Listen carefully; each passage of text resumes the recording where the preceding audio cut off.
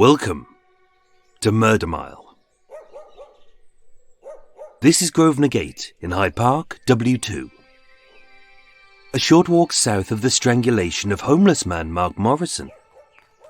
A few streets west of the terrorist attack on the flight crew of LL-16. The last night of fun by the Bloody Butler.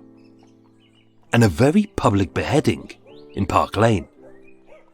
Coming soon to Murder Mile. Situated between Knightsbridge, Bayswater and Mayfair, Hyde Park is one of several royal parks open to the public. Quiet on set. But also used for filming movies. And action. Many scenes have been shot here. For films like Cold War thriller The Ipcress Files, zombie flick 28 Weeks Later, the first film about Glyndor Michael in The Man Who Never Was, and my personal favourite, Alfred Hitchcock's Frenzy. I don't know if you know, Babs, but you're my type of woman.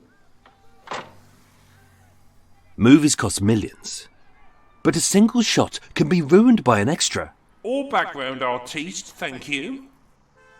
Who mimes talking like a fish drowning, walks like their proctologist forgot to cut his nails, and ends each scene with the hilarious quip, That's a wrap. I shall be in my trailer. by which they mean toilet.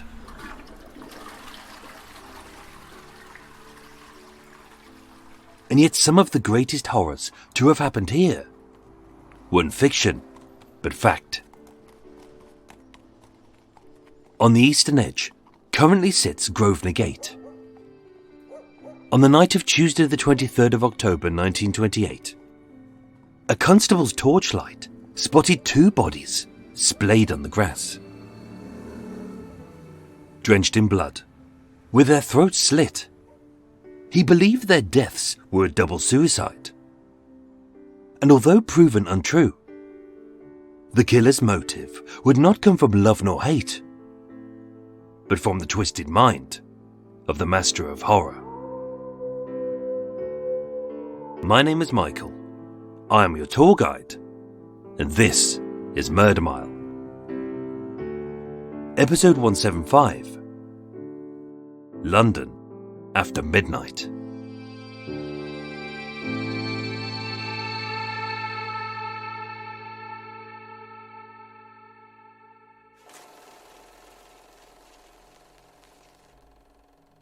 "100 years on, it's hard for modern audiences to appreciate the power of the silent horror films of the 1920s.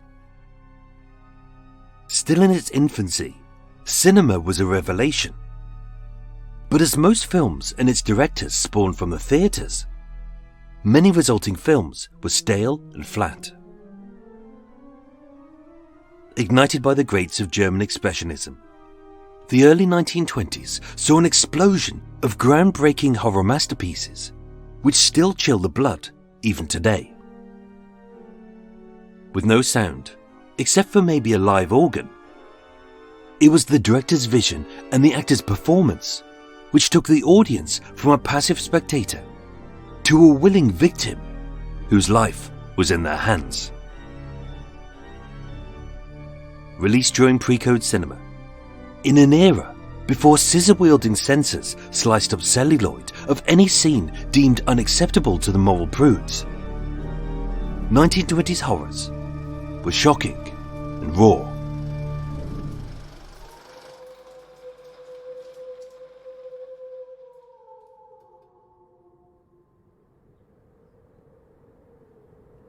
Every horror movie requires a victim to be sacrificed.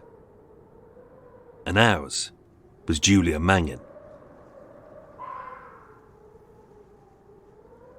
Born in 1907, Julia was raised in the windswept wilds of Glengariff, a small isolated village in the Beara Peninsula of County Cork, on the far southwest coast of Ireland. Translated as Rough Glen, it was as remote as any settlement. As amidst a dense dark forest, small farms pockmarked the land. As ahead lay the violent swells of the Atlantic Ocean, a foreboding sea of shipwrecks and drowned souls.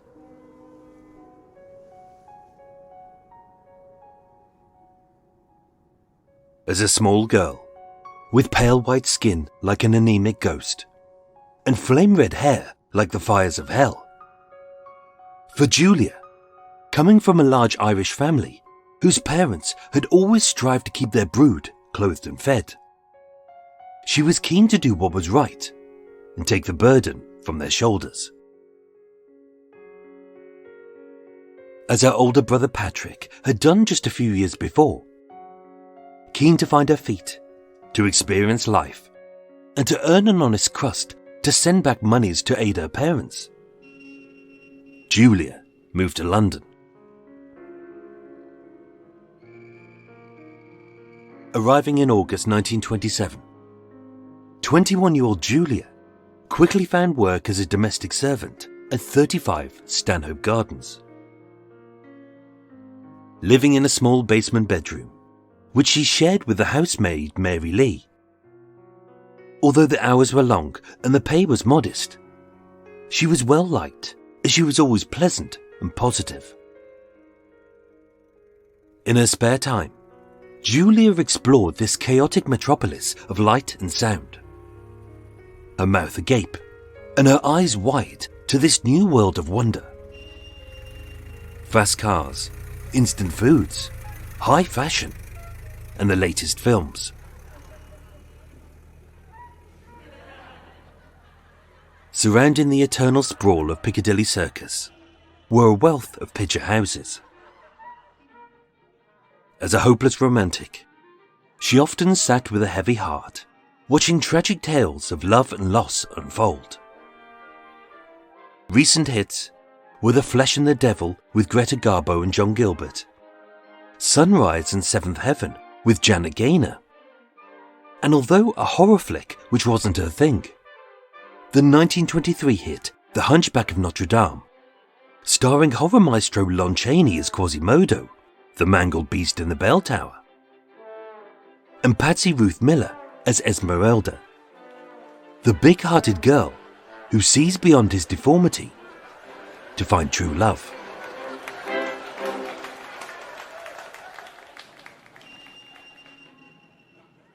For Julia, the summer of 1928 was an exciting time to be alive. 1 year after her arrival, she would find love. 3 weeks after that, she would be dead.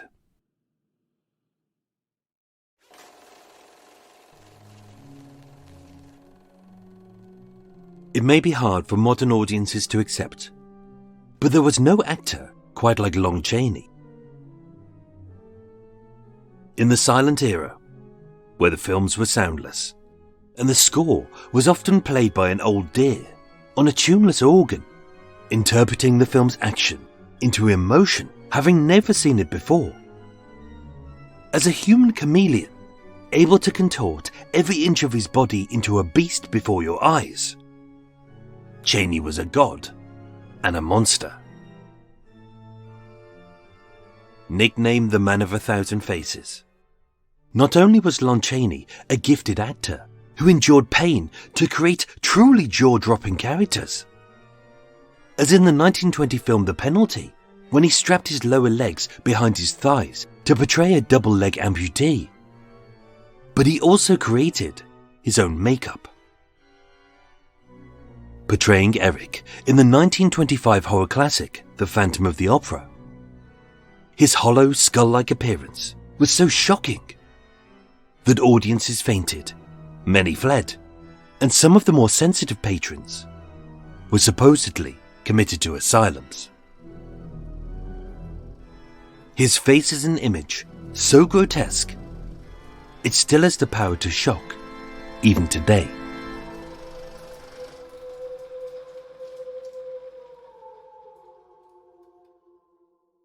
Every horror movie requires a villain to be feared, and ours was Robert Williams.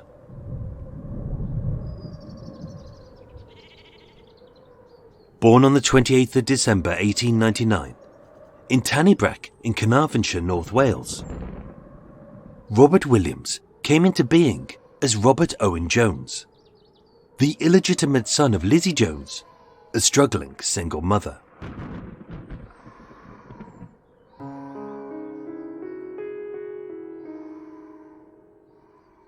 Stemming from a family where insanity was a cruel curse from God. Unable to cope, and having fled to Canada, aged just 3 months old, Robert was put up for adoption. As an average lad of normal features, 5'7", pale skin, dark brown hair and blue eyes, he was as liked as any other boy. Educated at Garn Council School, he left age 14 and entered into the trades. Age 14 to 19 as a farm labourer, 19 to 21 as an apprentice joiner on the Welsh Highland and Festiniog Railway, and he continued as a carpenter for the rest of his life. Cursed by moments when this boy seemed peculiar. This was not unusual, as insanity ran rampant in his family. 2 cousins were committed for life to the North Wales Asylum. One was described as an imbecile since childhood, and 2 had taken their own lives, aged just 18 and 14.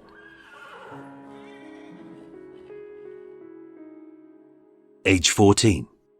Gripped in an inexhaustible gloom, Robert tried to end his pain by throwing himself against the hind legs of a horse. A kick which could crush his skull and break his neck. But miraculously, he survived.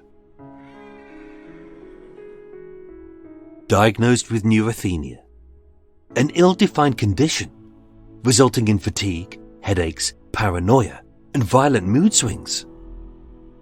Although plagued with a mental abnormality, he could not be certified as insane. On the 24th of March 1927, at Carnarvon Quarter Sessions, Robert Williams was acquitted of the indecent assault of a young woman. Little is known about this incident, but unable to deal with the shame, he fled to London.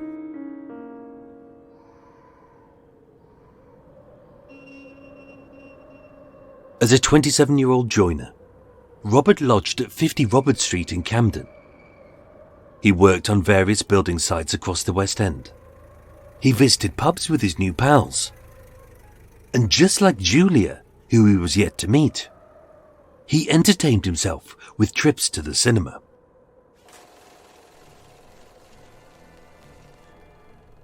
Robert loved horrors. That queasy feeling of trepidation as your palms sweat, your heart pumps, and the putrid pit of your stomach lurches and churns, as a phantom of unbridled terror stalks your senses. Released in the UK under the title of The Hypnotist, and directed by Todd Browning, who later shot Dracula and Freaks, London After Midnight was a silent horror about a spooky old house, haunted by the eternally stalking vampire of its long-dead owner. For maximum chills, the horror maestro Lon Chaney had widened his eyes and his lips with hidden wires to give his face a maniacal grimace.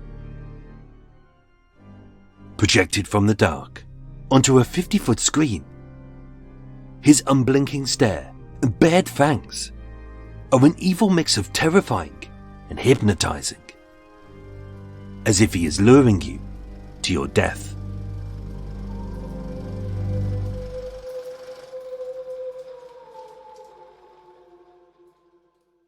Robert had seen the film only once,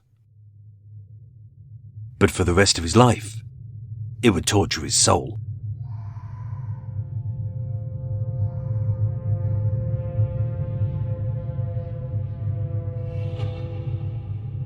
The relationship of Julia and Robert began under uncertain circumstances. The exact date is unknown. But a year after her arrival in London, 21-year-old Julia Mangan was introduced by her roommate Mary Lee to a 27-year-old Welsh carpenter called either Walter Ellis or Walter Mills. Why Robert used an alias is a mystery, but maybe being shamed of his past, he was hiding the truth. There was no doubt that Julia liked him. He wasn't handsome, but he was cute. He was sometimes funny, but also serious. And although he skirted the facts of his past, his emotion was refreshingly honest. It's a romantic notion that inside every beast, a monster doesn't always lurk. Only Robert's deformity was not upon his skin, but in his soul and in his brain.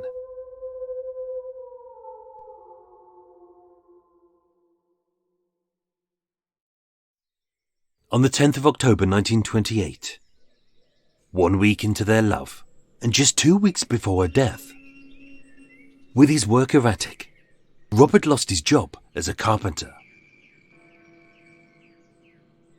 With no job and no wage, he risked losing his lodging.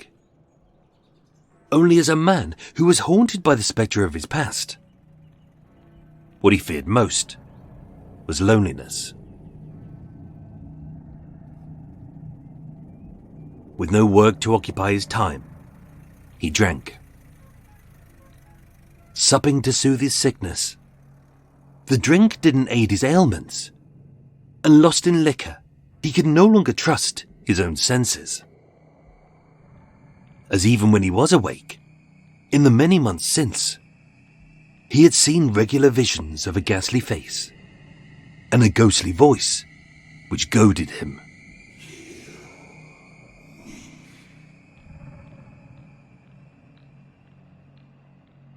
On Saturday the 20th of October 1928, 1 week before, being hungry and spent, as the harrowing spirit haunted his addled mind, Robert tried to end his torment by ripping apart his throat with a razor. Unable to hold his blade straight, Robert had failed, and in doing so, displeased the voice who only he could hear.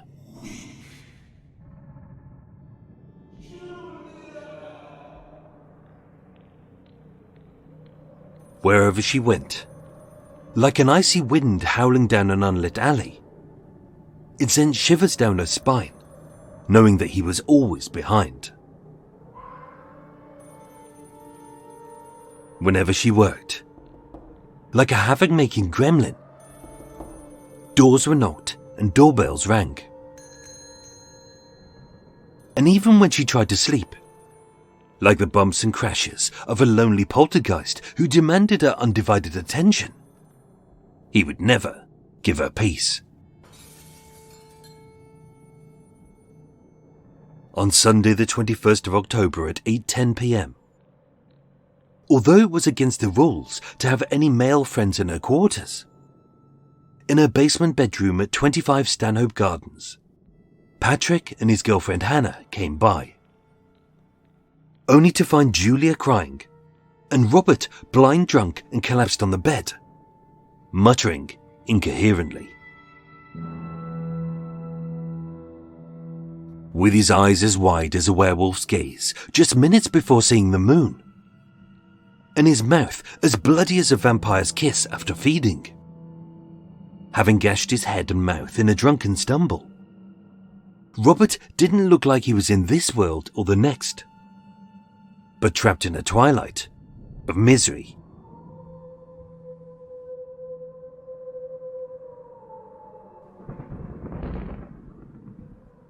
Knowing how fragile he was, Julia needed to find the right words to break it to Robert gently.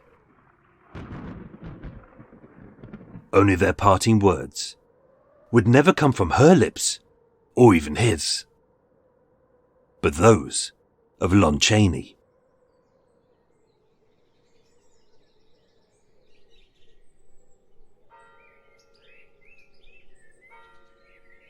As a domestic servant, Tuesday the 23rd of October 1928 was a typical day for Julia Mangan.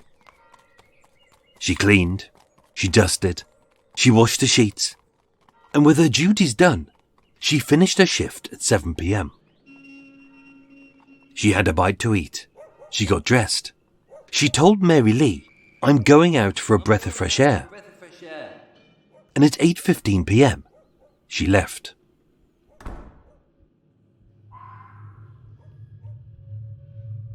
Robert's day was as different to Julia's as night is to day. Being bored, having sunk enough booze to sink a battleship. It wasn't the beer in his gut which haunted his brain, as every time he blinked, that face grimaced, those eyes glared, and that voice goaded.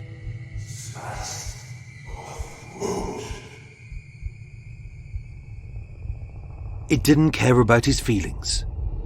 All it wanted was his troubled boy lying silently in a grave. His gizzard slit from ear to ear as his last breath bubbled through the spewing entrails of his sliced up throat.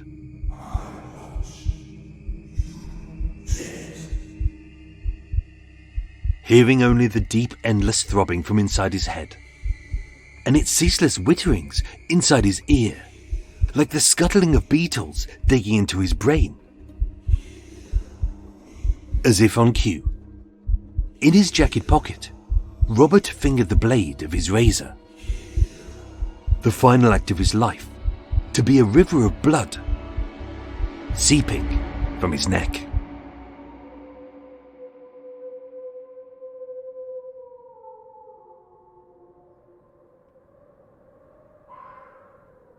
Neither Julia nor Robert had spoken to anyone of their plans that night. Whether they had agreed to meet, or he had followed her to a familiar place, nobody knows. But they would soon meet, for one last time.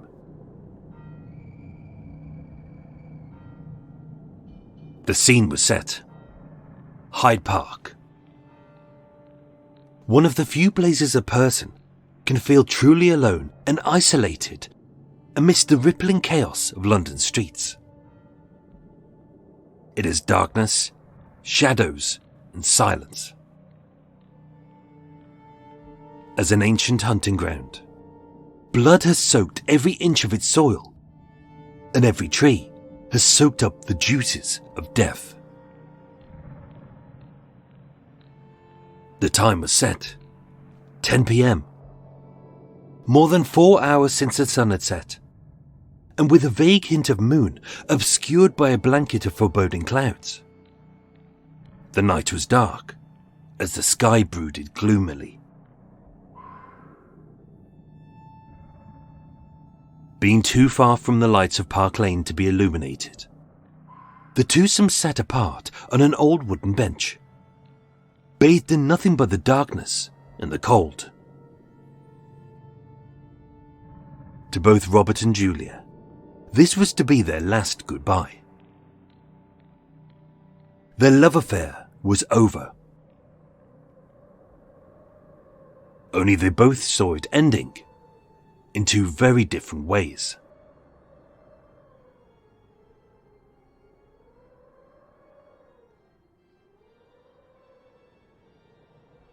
Robert would state, "We sat down and talked for a bit. I said I was going to give up drink, and that sometimes I felt I could not give up. He had tried many times in the past, but he had always failed." Julia said, "I will pray for you. God can do nothing unless you do it for yourself." As a Catholic, this was typical of her kindness, believing there was goodness in everyone and giving a hint of hope to follow. Only Robert's demon wasn't booze, but his brain. My head was then getting troublesome. Thoughts came into my mind. I felt my head getting fuller and fuller. It seemed to be steaming at both sides, like a red-hot iron being pushed inside my head. I thought I was in a room, and a man was standing in the corner, pulling faces at me. He shouted at me that he had got me where he wanted me. Goading Robert and tormenting his soul, as it had done in the several months since. Before him was the face, the voice, and the eyes of Lon Chaney.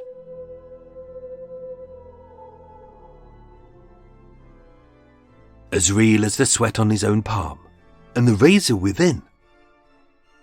Like a scene from London After Midnight, the horror maestro stood before Robert. His ghoulish eyes bulging as if the devil himself was gouging them out with his sinister thumbs, and his grimaced mouth goading him to kill.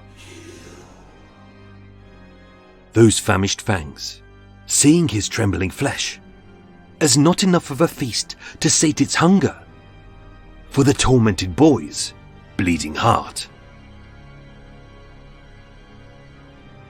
Inside the mind of this disturbed man, as the epitome of terror personified, Lon Chaney was here.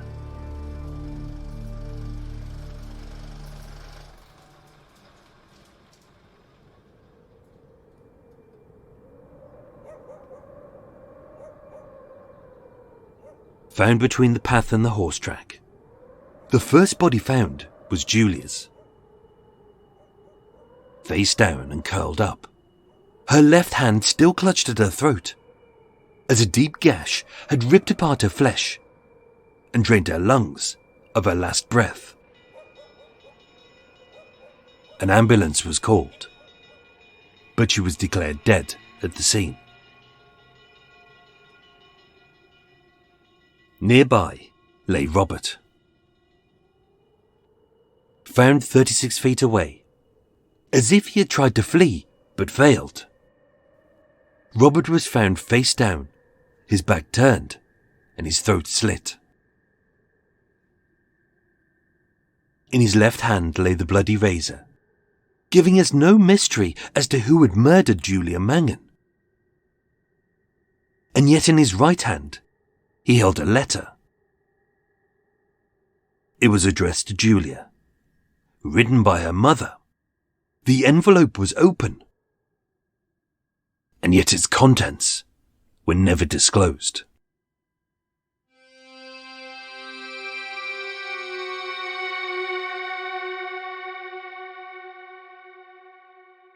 Discovered in a serious condition, but miraculously still alive, Robert was rushed to nearby St. George's Hospital. He was operated upon, and being discharged a week later, he was arrested for her murder. Examined by Dr. Watson, no evidence of insanity or epilepsy was found.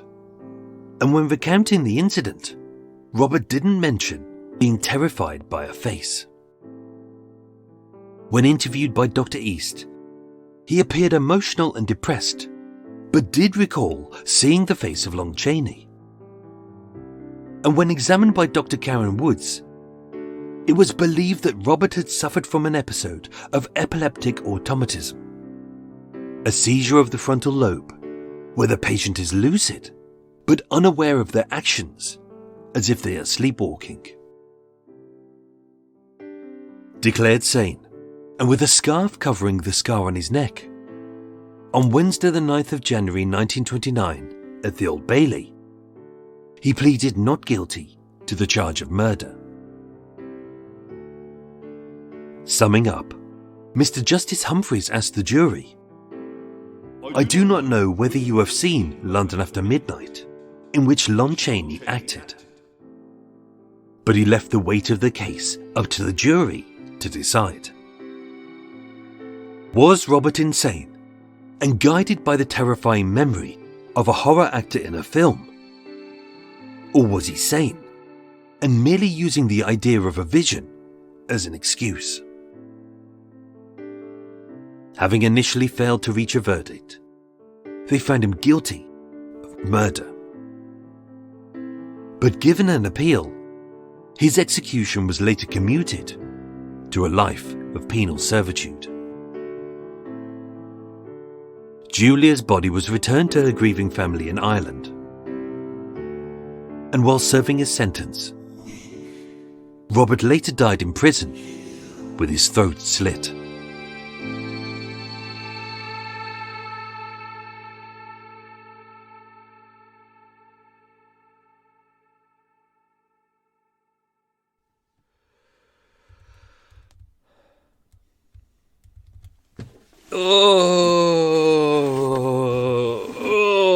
Hello everyone.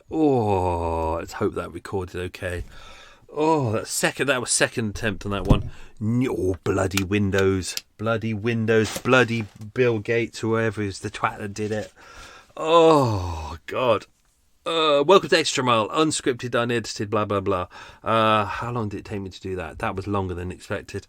I got the new laptop all set up. It's all going well. Old laptop is still having to ship off for China for bits because the company that makes it are twats, basically. But I got a new laptop, and then I recorded this about a couple of days ago, and then when I listened to it, it was all horrible and tinny and horrible.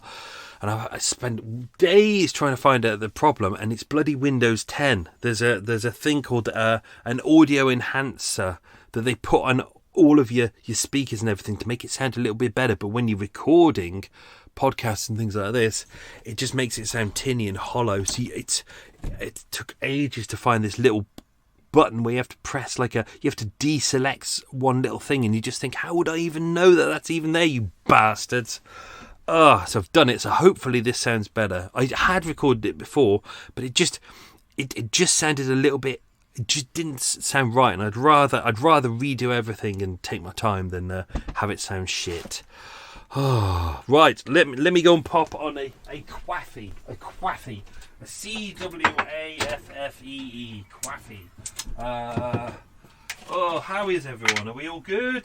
We all good and well and happy and everyone doing their ting? That's good. That's what life's all about. Doing your ting. Don't worry about a ting. Right, coming back. So what else is going on in the world? Went to our mate's barbecue the other day. That was nice. Even though we were creeped out by my friend's dad, who'd recently passed away, had bought her daughter a little dolly for Christmas like 2 years ago, and the dolly basically doesn't exist anymore because it was a cheapy dolly. Unfortunately, the only thing that does exist is this dismembered arm of the creepy dolly, and it's really weird. It's like every time you look around, creepy doll's arm would turn up at the barbecue. It was really, really weird. It's like they are almost certain they got rid of it a couple of days ago, and then it just reappeared. So we were having a good old giggle about old creepy arm. So there we go. What else is going on? We've got the London show coming up. So myself, Adam from UK True Crime, and Paul from True Crime Enthusiast. Obviously, we've got the Glasgow dates coming up end of June. As always, link in the show notes if you can make it to Glasgow. We're doing it at the bargain price of £12. We the three of us sat down before we even decided on the content of the show. We said, what is value for money? And we thought a 2-hour show, £12, not bad. Also, we'll do a meet-up beforehand and a meet and greet afterwards as well. So, a bit of fun there. I've got the London dates sorted. They're going to be posting those soon. I'm just waiting on Paul because he's doing the Manchester date, and we want to post them all together. But so Manchester will probably be end of July. When is London? I think it's end of August. I think we got a while on that one, so that's fine. So that's going to be exciting. Next week, not going to be a regular Murder Mile episode because I've got to finish doing the. I spent the last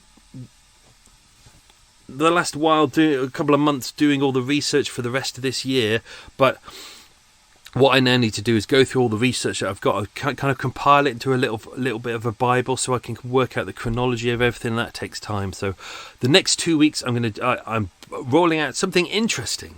So not quite New Blue. New Blue was interesting. That was with Police Constable Arsenal Guinness, which was really good. Hoping PCAG that we can do some more of those soon. That'd be lovely. We'll have some more beers. My coffee's about to go. There we go. Lovely. But so yeah, next 2 weeks, coming back. Next 2 weeks, doing a little chat. I did a series of short interviews with two friends who are detectives. So I just wanted to dive into kind of. It was going to be kind of like a New Blue idea, but it kind of. That idea worked well with Paul. It didn't work well this way, but I've kind of found a way to make it kind of interesting. So, yeah, it'll be just a 2-part series about chats with detectives. So hopefully you'll enjoy that. Big thank you this week to my new Patreon supporters, who are Mark Dubois and Stephen Douglas. I thank you both. Thank you for becoming a Patreon supporters. Hope you enjoy all the goodies that are on there. Lots of goodies to enjoy. And there's loads in the back history as well, because I've been doing these since, I think it's episode 50, might be earlier, I'm not too sure, but have a look. Anyway, as always, this is Extra Mile. So let's do some quiz questions, then we'll dive into some extra stuff about this particular case. Right, don't forget, as always, I might balls up some of these questions, or they might get edited out, so there we go. Question number 1. What was the UK title of London After Midnight? Question number 2. Julia came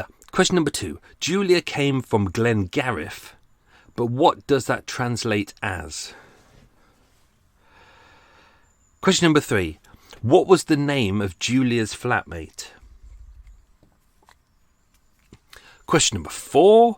Except for Lon Chaney, name one of the 3 other stars mentioned who Julia saw at the cinema.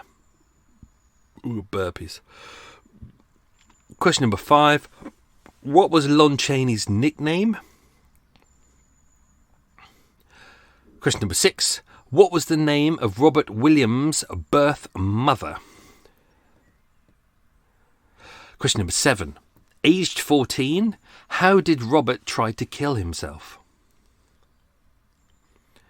Question number 8. Todd Browning, who directed London After Midnight, also directed 2 other famous horror movies. One of which was good, one of which is not particularly good. Question number 9. What did Robert do as a job? And question number 10. What was the name of Julia's brother? There we go. So, with this episode, I was going to dive into a big discussion about the kind of the medical side of what was going on in court, but I felt it was more interesting to just look at kind of what happened and kind of Robert's mindset at the moment. But so there were quite a few. The jury had a real problem with this because, obviously, like in the case of Joe Ghanaian that we did ages ago, where the jury kind of had a real conundrum where the judge had said, you need to decide when his diminished responsibility started and ended. Was it the drugs or was it him? In this case, they were like, is he really seeing visions? Or is he just making this up? So there was quite a few medical kind of specialists there. One medical specialist didn't turn up at some point, so that kind of really stymied the case. So this got actually dragged out for longer than it was. So for the in court, Mr. Peregrine, who I believe was the defence, on the question of insanity, said that this was going to be the most difficult problem in that case. Robert Williams would say that if he killed the girl, he did not remember it. He said that he was subject to epileptic fits, although, as we would recall at the start, there was no history of epilepsy in the family. But that doesn't mean he didn't develop epilepsy, because doesn't just happen. Sometimes you just find that you have it, or as we saw with the John Esmond Murphy episode, he had petit-mal seizures, so he didn't realise that he was epileptic, but he had the kind of the micro seizures.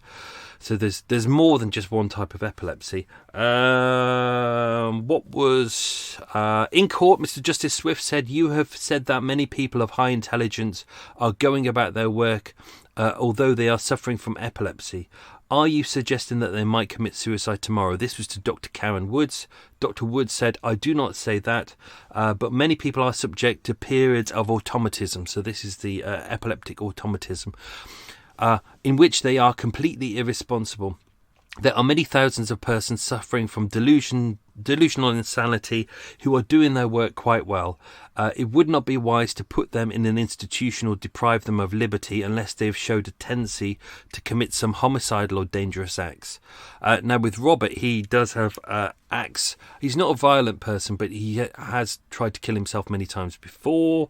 And we have the incident, the indecent assault on a girl back in Wales. Now, we don't know any more about that. I tried to dig deep into that. There was literally nothing. It was as vague as there is. So it looks like it went to a kind of a local court, and then it kind of got thrown out because there wasn't enough information. It was believed that the girl, it was the girl's father who had tried to take this all the way to court, and then in the end the girl who he had assaulted, I have to use in inverted commas because we don't know what the assault was, she pulled out, so that the trial couldn't go ahead. With Robert, he said he doesn't remember the attack at all on Julie. He said, "The last thing I remember was Julia whistling, which was something that she'd do when she was nervous. It was unlikely that she was whistling for help because she would have screamed, but they were only about 30-40 feet away from Park Lane, so not too far away." He says, "I do not remember using the razor. I had no intention of hurting her. As mentioned, she was kind of huddled up. She was kind of in a fetal position, face down, her left hand clutching her throat. She was wearing kind of white gloves at the time. That one was absolutely saturated in blood." I think I do have the autopsy down here.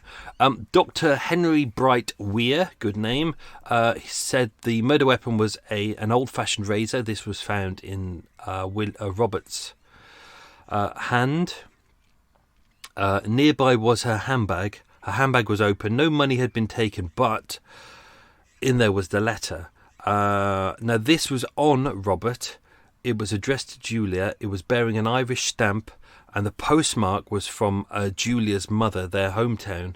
So it had been sent from her mother, but we don't know what the contents was.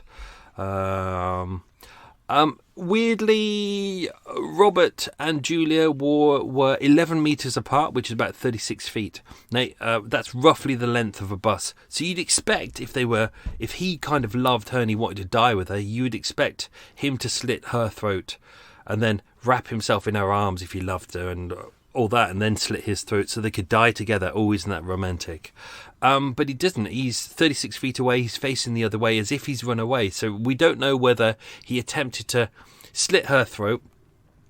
The pathologist said that the wounds were extensive and a lot of force was used. So he'd slit her throat quite deeply.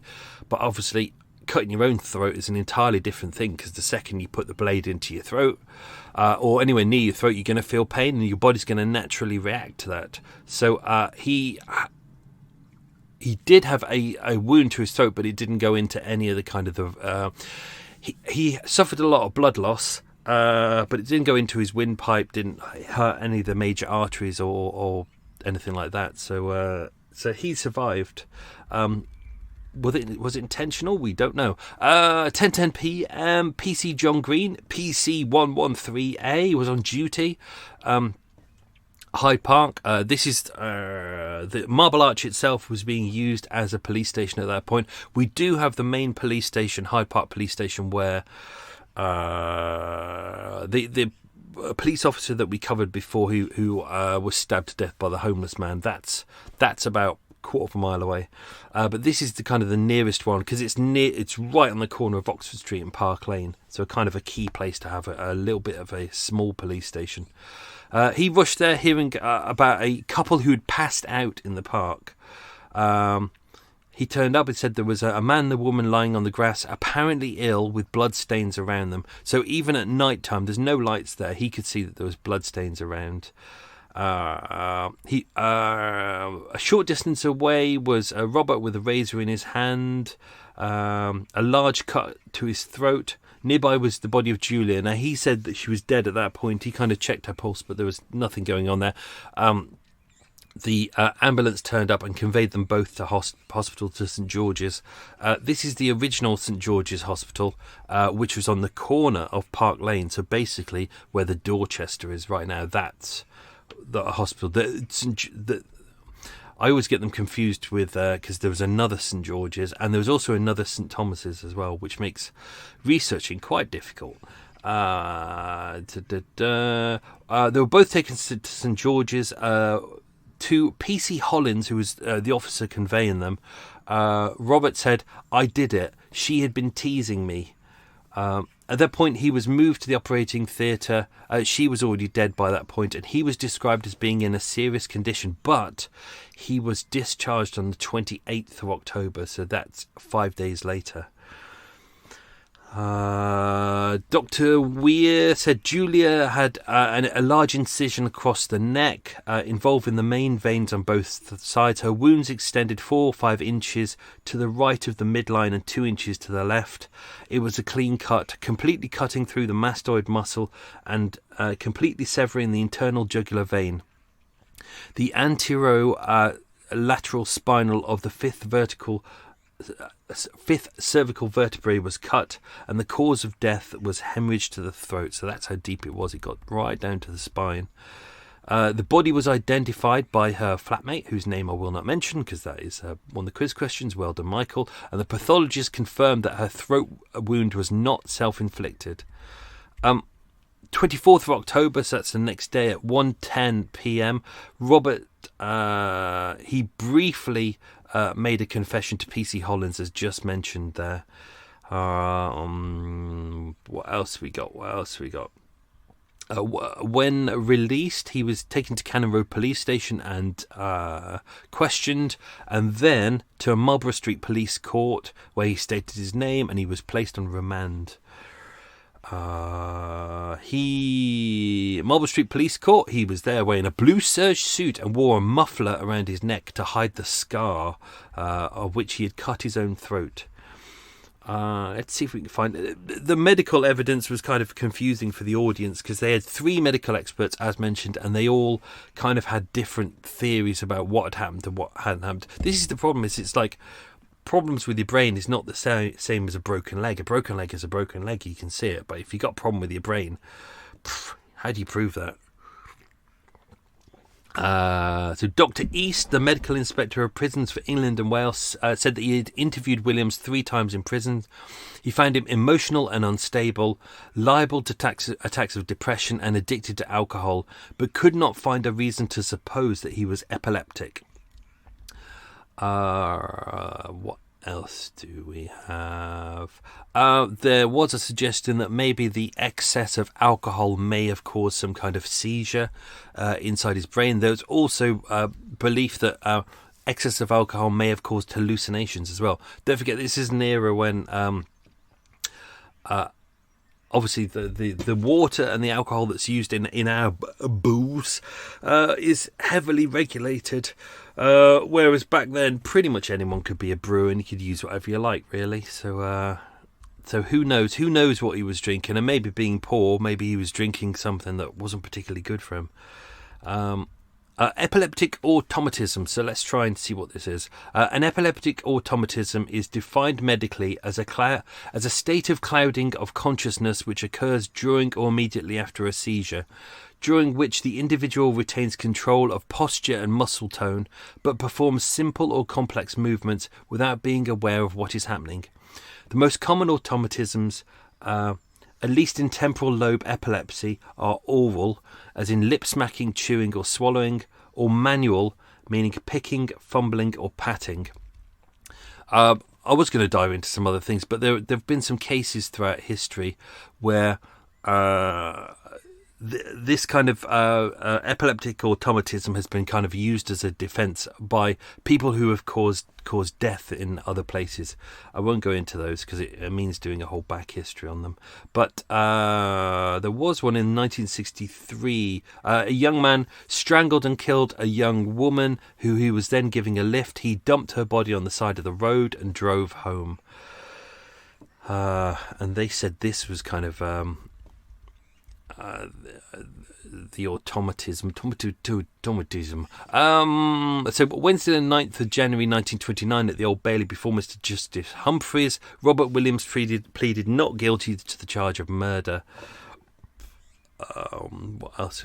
The jury disagreed on the question of sanity. They were directed by the judge and again retired. They again disagreed and they were discharged. And on the case was postponed until the next session, which was for a retrial. That was on the 21st of December 1928. This is why it took so long. This is why he kind of went to court, and then it was like we had to wait until the January of 2029. The initial trial was made more difficult as the house surgeon for St George's Hospital was too ill to attend.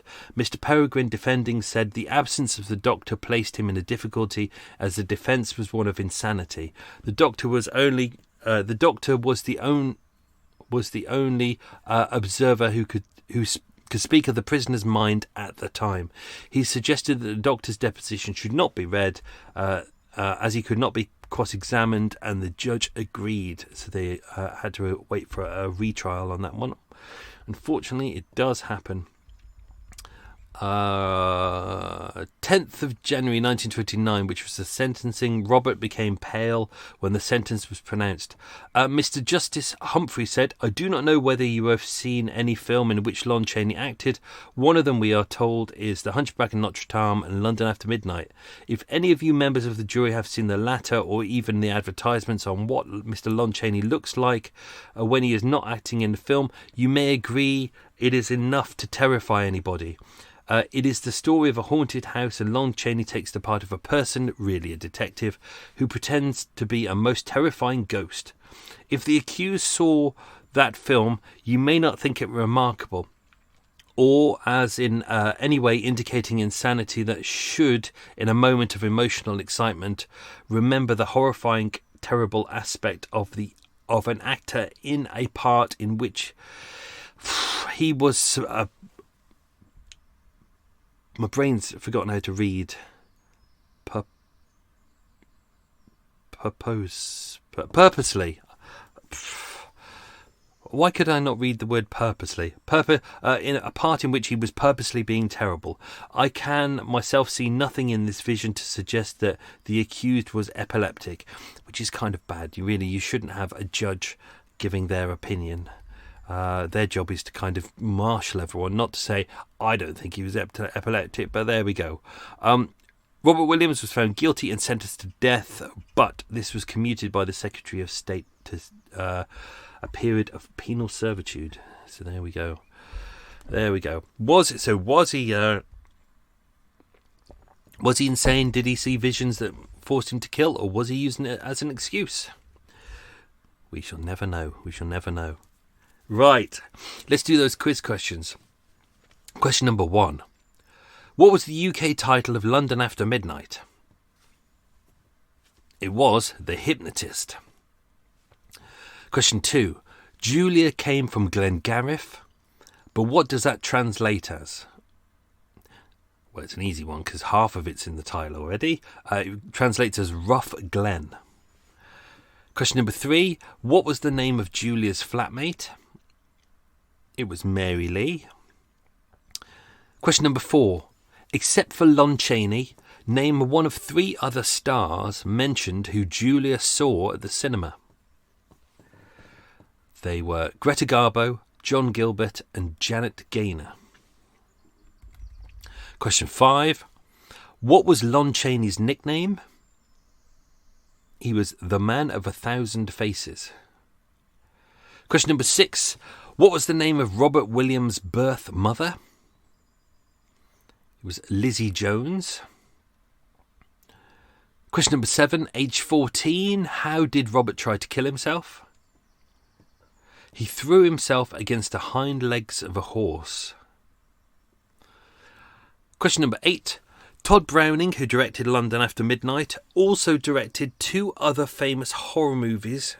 What are they?